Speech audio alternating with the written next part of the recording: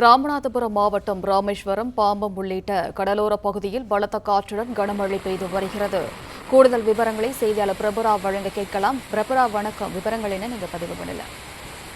நிச்சயமாக தமிழகத்தின் தென் தமிழகத்தில் குறிப்பாக ராமநாதபுரம் உள்ளிட்ட பகுதிகளில் கனமழை பெய்யும் என வானிலை ஆய்வு மையம் அறிவித்திருந்த நிலையில் ராமநாதபுரம் மாவட்டத்திற்கு ஆரஞ்சு எச்சரிக்கை விடுக்கப்பட்டுள்ளது. இந்நிலையில் இன்று காலை முதல் ராமநாதபுரம் மாவட்டத்தின் பல்வேறு பகுதிகள் வானம் மேகமூட்டத்துடன் இருள் சூழ்ந்து காணப்பட்டு வந்தது. குறிப்பாக ராமேஸ்வரம், மண்டபம், பாம்பன் உள்ளிட்ட அந்த கடற்கரை பகுதியில் தொடர்ந்து மழை விட்டு பெய்து வந்த நிலையில் கடந்த 2:30 மணியில் இருந்து தற்போது வரை கனமழை பெய்து வருகிறது. குறிப்பாக இந்த கனமழையானது சூறைக்காற்றுடன் கனமழை பெய்து வருகிறது. குறிப்பாக இந்த ராமேஸ்வரம் பகுதியில் பெய்து வரும் கனமழை காரணமாக ராமேஸ்வரம் ராமநாதசாமி திருக்கோயில் வளாகத்திற்குள் மழைநீர் புகுந்துள்ளது. அதனை அந்த திருக்கோயில் ஊழியர்கள் மற்றும் துப்புரவு பணியாளர்கள் வெளியேற்றும் பணியில் ஈடுபட்டு வருகின்றனர். தொடர்ச்சியாக பெய்து வரும் கனமழை காரணமாக ராமேஸ்வரத்தின் நகர் பகுதியில் குறிப்பாக திட்டக்குடி, பழைய போலீஸ் நிலையம், அதே போல வர்த்தகம் தெரு உள்ளிட்ட பகுதியில் முழங்கால் அளவுக்கு சாலைகளில் தண்ணீர் பெருக்கெடுத்து ஓடுகிறது. இதனையும் நகராட்சி ஊழியர்கள் அப்புறப்படுத்தும் பணியில் ஈடுபட்டு வருகின்றனர். தொடர்ந்து நடராஜபுரம், நம்புகோயில், அதே போல ராமகிருஷ்ணபுரம் உள்ளிட்ட குடியிருப்பு பகுதிகளுக்குள்ளும் இந்த மழைநீர் புகுந்துள்ளது. அதனையும் அப்புறப்படுத்தும் பணியில் ஈடுபட்டு வருகின்றனர். இருப்பினும் தொடர்ந்து அந்த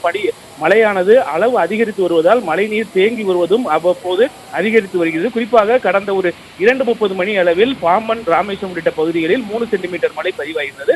தொடர்ந்து தற்போது 4 சென்டிமீட்டராகவும் படிப்படியாக 5 சென்டிமீட்டர் என மழையின் அளவானது அதிகரித்து வருகிறது. மழையும் தொடர்ந்து கனமழையாகவே பெய்து வருகிறது. மேலும் கடற்கரை பகுதியிலும் வழக்கத்திற்கு மாறாக சீற்றத்துடன் காணப்பட்டு வருகிறது.